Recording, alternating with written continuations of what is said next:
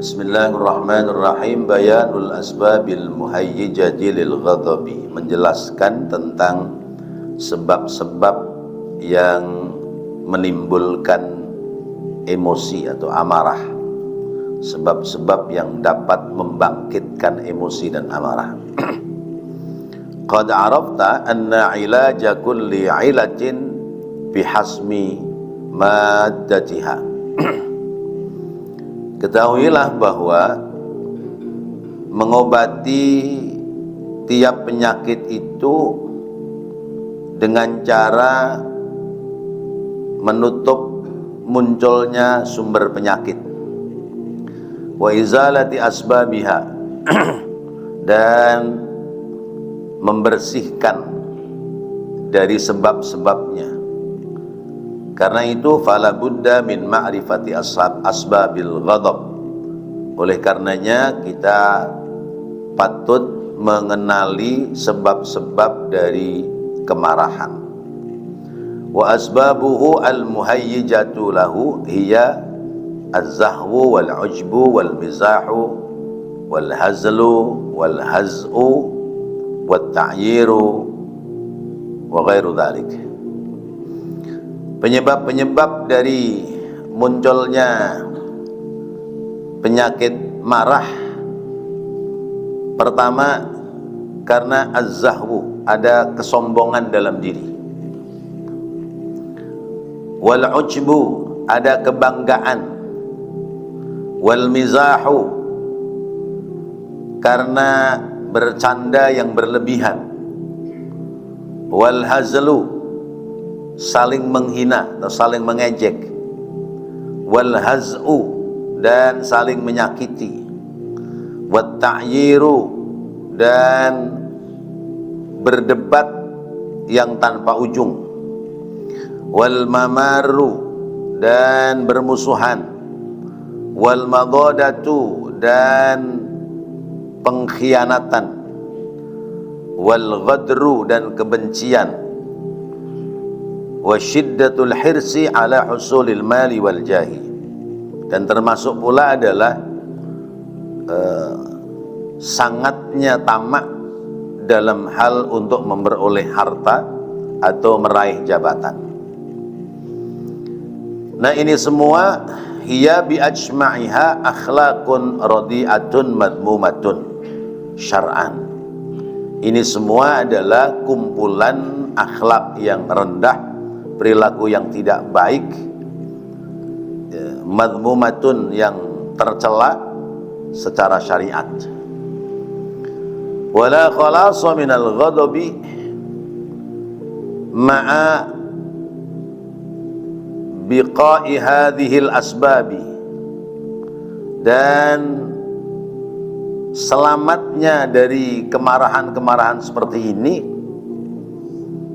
adalah bahwa harus dihilangkan apa yang menjadikan sebab.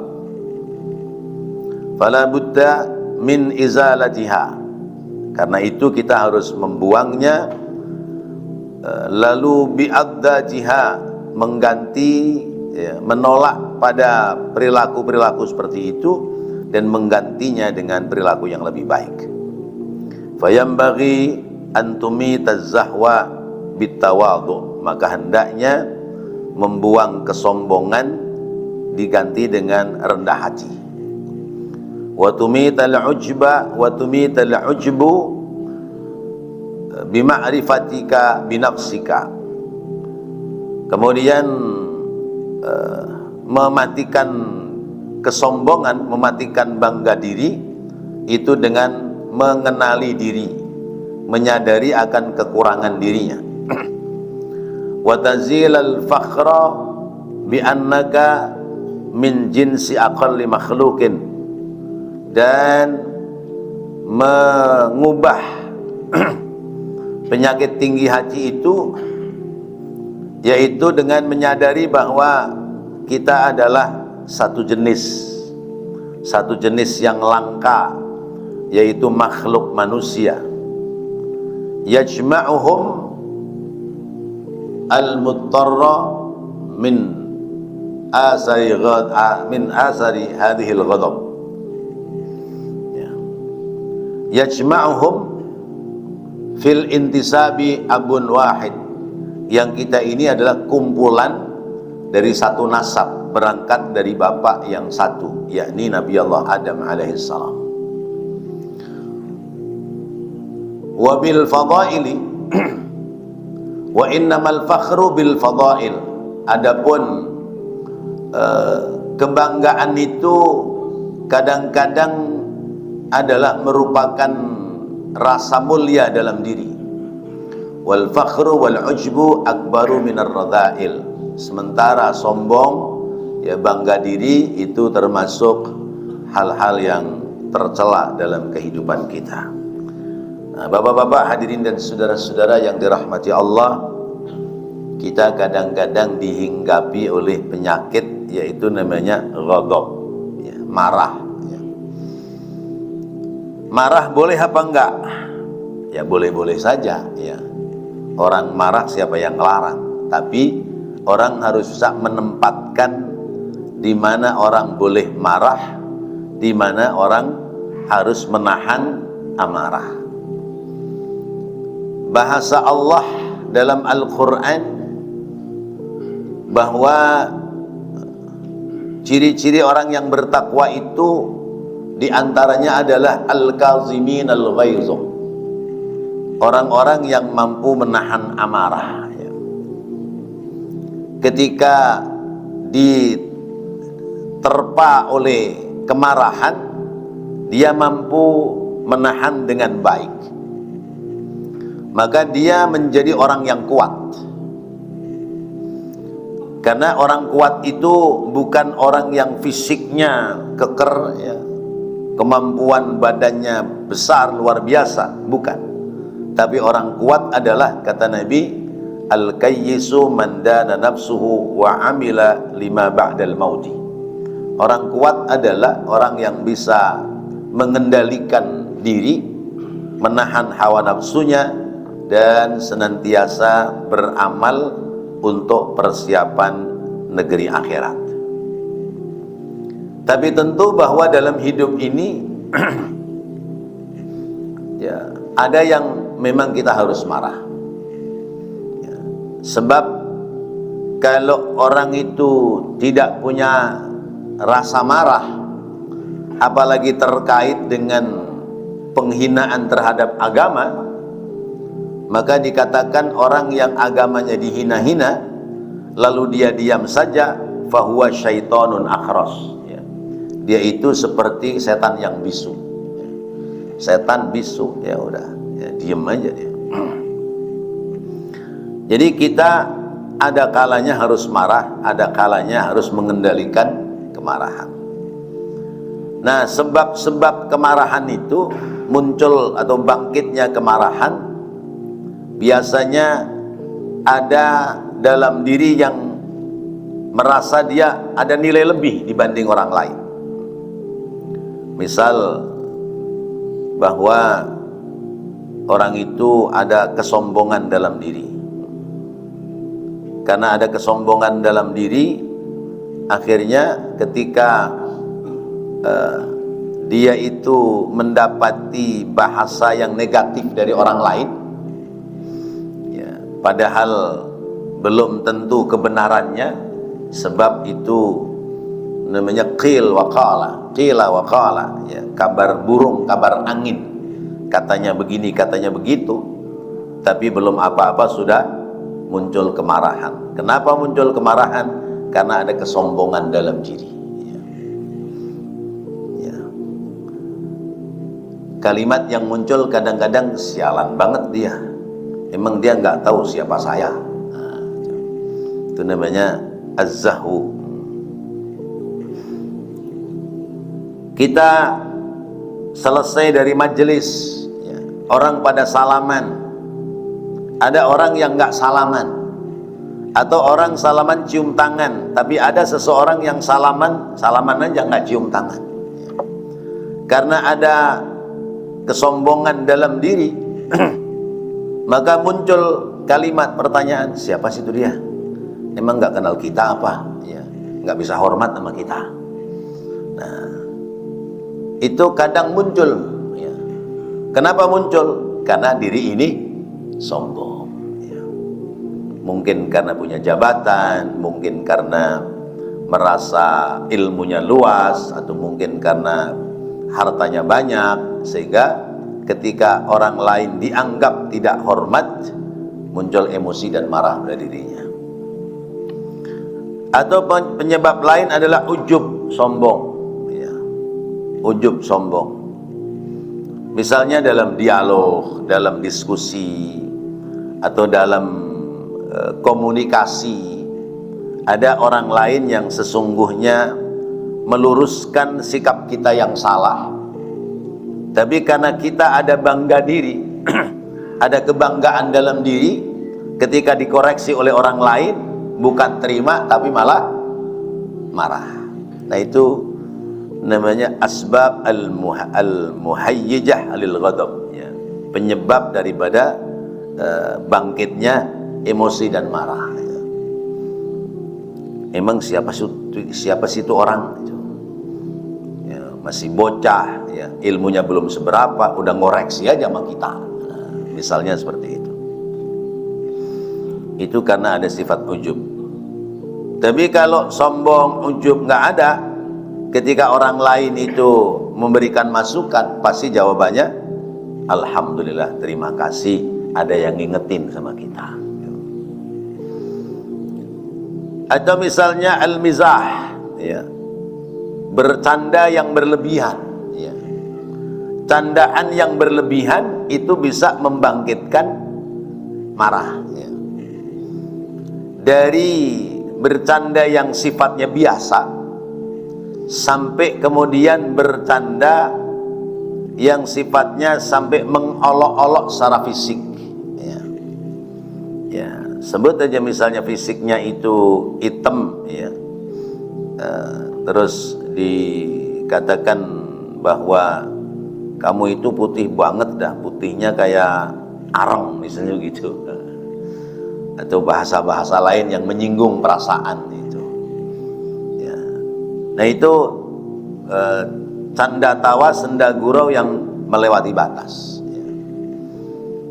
Misalnya, lu di Jakarta udah lama, lu hidup susah melulu. Nah, itu al-mizah, ya. Itu bisa menjadikan sebab bangkitnya emosi oleh orang lain. Tapi kalau sekedar canda-canda yang canda itu untuk memecahkan kesunyian, boleh, ya. Seperti misalnya Rasulullah kedatangan seorang perempuan, lalu kemudian orang perempuan itu bicara, ya Rasulullah, saya ingin mengadukan tentang suami saya. Lalu kata Rasulullah, suamimu itu yang matanya ada item-itemnya kan? Gitu. Ya. Suamimu itu matanya ada item-itemnya atau ada putih-putihnya kan? Ya. Kata itu perempuan, enggak ya Rasulullah, suami saya matanya normal. Ya. Padahal maksudnya ya mata itu semua mata ada itemnya, ada putihnya. Itu namanya canda untuk memecahkan kesunyian. Ya, ngobrol banyak temen, ya, tapi kayaknya sunyi aja. Nah, itu boleh, ya. Misalnya enak hidup di Palmerah gitu. Kenapa? Sebab perempuannya kalau melahirkan nggak keluar duit. Ya, enak ya di Palmerah, apalagi di RW 13 ini, ya. Kenapa, Mang? Orang perempuannya kalau melahirkan nggak keluar duit, ya. Gimana Pak kira-kira? Nyambung apa enggak itu? Kalau yang nggak nyambung, masa sih? Ya. Ya, enak banget itu, ya. Ya. Perempuan kalau melahirkan keluar bayi, nggak keluar duit. Nah, itu contoh. Ada pula, ya, karena saya lama hidup di Kemanggisan gitu, ya, itu suka ada bahasa, ngapa sih lu saben ketemu gua muka lu beda mulu dah gitu. Ya, mukanya lain. Iya, kenapa sih lu saben ketemu gua muka lu lain dah katanya. Lain gitu. Ya. Ya karena saudara bukan, ya. Apa bukan ya mukanya lain. Saudara kembar aja mukanya beda, ya. Apalagi orang lain, ya. Itu kalimat-kalimat yang boleh, ya, untuk bercanda dalam hal memecah kesunyian. Ya. Karena kadang-kadang ada teman kita yang kalau ngumpul itu asik, karena bahasa orang kita bisa ngebodor, gitu, bisa ngebodor. Seperti sahabat Nuaiman di zaman Rasulullah SAW. Ya. Nuaiman itu kalau nggak kelihatan Rasulullah kangen. Ya. Karena apa? Ini orang bisa memecahkan situasi, ya. Bisa mencairkan suasana. Ya. Dan anehnya Nuaiman itu orang lain sudah bisa berhenti dari mabok minuman keras, Nuaiman belum bisa. Ya. Ya. Kalau ketahuan mabok ya ditakzir, ya, dicambuk 80 kali. Tapi kalau di depan Rasulullah atau di depan teman-temannya, dia itu selalu, ya, memecahkan kesunyian. Seperti misalnya dalam satu riwayat ada tukang makanan lewat, kemudian Nuaiman pesan makanan. Sesudah pesan makanan, lalu disuguhkan di hadapan Rasulullah dan para sahabat yang lain. Begitu makanan sudah selesai, apa kata Nuaiman? Ya Rasulullah, yang jualan nungguin dong. Yang jualan nungguin, ya. Berarti mesenin doang, tapi nggak bayarin, ya. Nah itu ya Rasulullah senyum aja, senyum aja. Kadang-kadang teman-teman kita ada yang modelannya begitu. Jadi kadang-kadang setiap letupan kalimatnya itu bisa memecahkan suasana yang dingin. Nah itu boleh. Tapi kalau sudah berlebihan, apalagi sudah ada penghinaan menyangkut, ya, kekurangan pribadi orang itu kadang-kadang bisa menjadikan sebab munculnya kemarahan. Atau al-hazl, ya, mengejek, ya, mengejek, ya. Atau al-haz'u, ya, menghina, mengejek, menghina, berdebat yang nggak pernah mau kalah, ya. Nggak mau kalah, nggak mau mengalah, ya.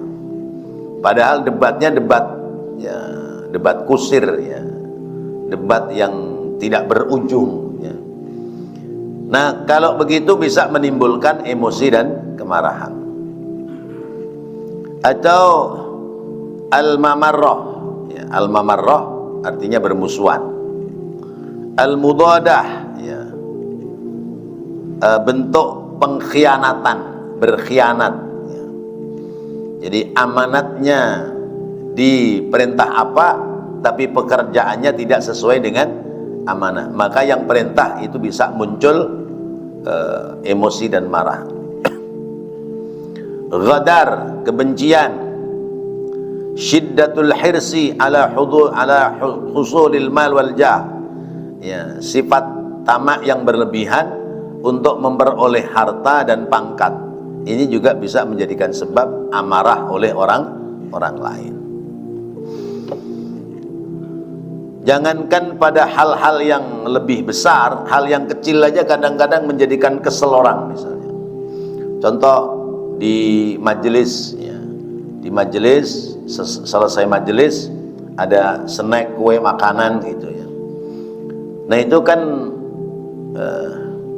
sebaiknya dalam hal mengambil sisa makanan itu, ya, apa yang ada di hadapannya, ya. Tapi kadang ada orang yang mungkin muncul sifat tamak, ya, makanan yang ada di depannya itu dia nggak puas, dia mengulurkan tangannya mengambil makanan yang jauh, sehingga kata orang, Masya Allah, begitu banget itu orang, emang udah kelaparan apa di rumah, katanya. Nah itu kadang muncul seperti itu. sifat tamak untuk memperoleh harta, sifat tamak untuk menduduki jabatan, ya. Itu bisa menjadikan sebab emosi amarah oleh orang lain. Nah, ini semua namanya akhlakun radhi'ah madmumah, ya, perilaku yang rendah, yang tercela. Bagaimana cara mengobatinya? Maka cara mengobati itu dengan merubah, mengganti, ya. Misalnya sifat sombong diganti dengan sifat tawadhu, ya. Kesombongan kita harus kita buang. Karena apa sih yang kita sombongkan, ya? Kalau misalnya harta, kekayaan kita belum seberapa dibanding dengan orang yang lebih kaya dari kita. Misalnya jabatan kita baru apa? Baru RT, baru RW, sombongnya udah luar biasa, ya. Sementara orang lain yang jabatannya lebih tinggi, biasa-biasa aja. Nah, itu namanya kesombongan dirubah dengan sifat tawadhu. Supaya mampu menghindari penyakit ghadab, penyakit amarah. Kemudian cara mengobati sifat ujub, bangga diri, itu yaitu dengan cara ma'rifatu nafsaka, ya. Kenali dirimu, ya. Siapa kamu. Lalu sudah ada pada posisi apa sehingga kita merasa diri bangga. Al-ujub atau al-fakhr, ya, itu hampir sama, bangga diri, ya. Air laut, ya, siapa yang garmin kalau karena sebab bukan karena asin sendiri, ya. Orang ini banggain diri, oh saya begini, itu namanya ujub. Nah, kadang-kadang nggak terasa, ya. Misalnya diperintahkan untuk atau diminta untuk sambutan atau diminta untuk menyampaikan sesuatu, tapi karena ada rasa ujub, ya, ada rasa bangga diri, akhirnya menyebutkan, oh harta saya sekarang segini, investasi saya di mana-mana, anu dan sebagainya. Atau misalnya membanggakan anaknya, oh anak saya sudah bisa begini. Nah, itu secara tidak langsung sesungguhnya adalah muncul penyakit ujub sombong. Mengobatinya, kenali dirimu. Kalaupun harta kita sudah banyak, toh masih ada orang lain yang hartanya lebih banyak dari kita. Lalu kita pahami bahwa harta itu amanah titipan dari Allah. Apa yang bisa kita banggakan dengan harta kita? Kalau Allah nggak ridho, mau diambil dalam sekejap juga selesai. Kita bangga dengan keluarga kita, oh anak ada yang begini, bisa begitu dan sebagainya. Anak pula adalah amanah dari Allah, ya. Ya. Dan kita sesungguhnya tidak boleh membanggakan anak di hadapan orang lain. Karena pertama, seolah-olah suksesnya anak sebab prestasi dari orang tua atau kerja keras orang tua. Padahal suksesnya anak adalah karena bimbingan Allah, karunia Allah. Lalu yang kedua, lawan bicara kita itu bisa pegel, kesel, sakit hati. Ya, emang kamu lagi banggain anak-anakmu, nggak seperti anak saya. Anak saya belum ada yang jadi, ya, bahkan jatuh bangun misalnya begitu. Itu kan bisa menjadikan sebab sakit hati. Seolah-olah, nih loh anak saya bisa begini, begitu, bukan kayak anak kamu, ya, nggak bisa apa-apa. Misalnya seperti itu. Nah, itu harus hindari, ya. Lalu tazilul fakhra bi annaka min jinsi aqalli makhluqin, ya. Menghilangkan tinggi hati itu kita harus bisa menyebutkan diri kita bahwa kita ini makhluk yang berangkat dari yang sama, yaitu seorang bapak namanya Nabi Adam. Ya. Apa yang harus kita bangga-banggakan? Toh kita ini semuanya sama. Bahkan kata Rasulullah, ya, ayyuhan nas kullukum min Adam wa Adam min turab. Ya. La li arabiyyin wa la li ajamiyyin illa bittaqwa. Sekalian umat manusia, kalian semua itu berasal dari Nabi Adam. Nabi Adam asalnya dari tanah, maka nggak ada beda antara orang Arab dan orang luar Arab. Ya. Nggak perlu bangga diri karena menjadi orang Arab. Ya. Nggak perlu juga bangga karena bukan orang Arab atau orang pribumi. Ya. Nggak ada beda satu dengan yang lain illa bittaqwa, kecuali yang membedakan adalah karena ketakwaan kita kepada Allah Subhanahu wa taala.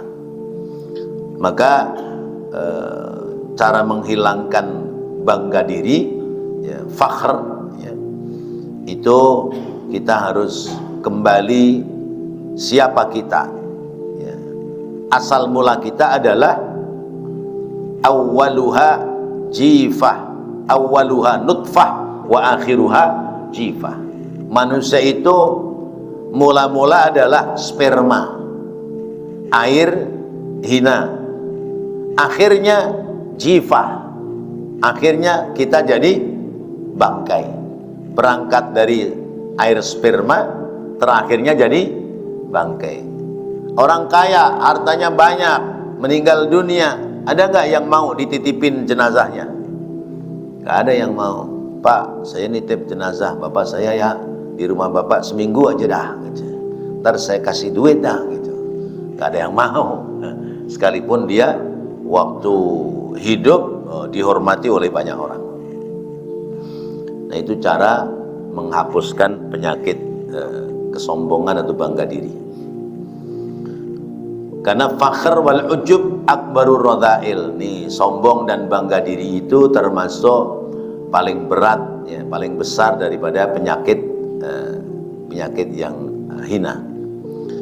Wa ammal mizah, adapun senda gurau, bercanda, fataziluhu bitasyaghul bil muhimmat ad-diniyah, maka menghilangkan bercanda itu, bercanda yang berlebihan, baginya hendaknya menyibukkan diri kepada hal-hal yang penting dari sisi agama, allati tastaw'ibul umrah, yang bisa menghabiskan umur, wa taqdulu anhu, dan menjadikan sebab mulia dia. Ya. Cara menghilangkan bercanda itu adalah sibuk dengan hal-hal yang penting terhadap agama, daripada ngobrol nggak karu-karuan. Oh, di sono ada pengajian, kita berangkat, duduk di majelis ilmu. Ya. Duduk di majelis ilmu itu orang yang niat ngaji dapat pahala dari Allah. Orang yang nggak niat ngaji tapi dibawa sama temennya ngaji dapat pula pahala dari Allah. Ya. Orang yang cuman mampir doang, ya, duduk sebentar dapat pula pahala dari Allah. Ya. Sampai kata malaikat, ya Rasulullah, dia kan cuman mampir doang. Ya. Ya. Kata sahabat, ya Rasulullah, dia cuman mampir doang, kenapa dia dapat pahala juga? Iya, karena berarti dia sudah meluangkan waktu untuk berada pada jalan kebaikan.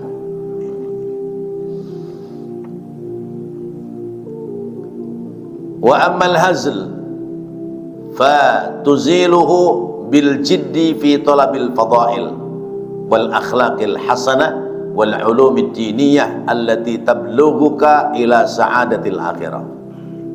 Hazl, ya. Ya. Wa ma huwa bil hazl, ya. Hazl yaitu masih pada tataran al-mizah, ya. Senda gurau, ya. Bercanda bergurau yang berlebihan. Maka cara menghilangkannya adalah mengambil kesungguhan dalam memperoleh keutamaan hidup, lalu memilih akhlakul hasanah atau akhlakul karimah, memilih perilaku-perilaku yang baik, serta memperdalam ilmu agama yang menjadikan sebab seseorang itu memperoleh sa'adatul akhirah, kebahagiaan di negeri akhirat. Itu cara menghilangkan namanya al-hazl, ya, guyonan, bercandaan yang tidak manfaat, atau lahwun wa la'ibun, itu hazl, ya, permainan dan senda gurau. Wa ammal hazbu, adapun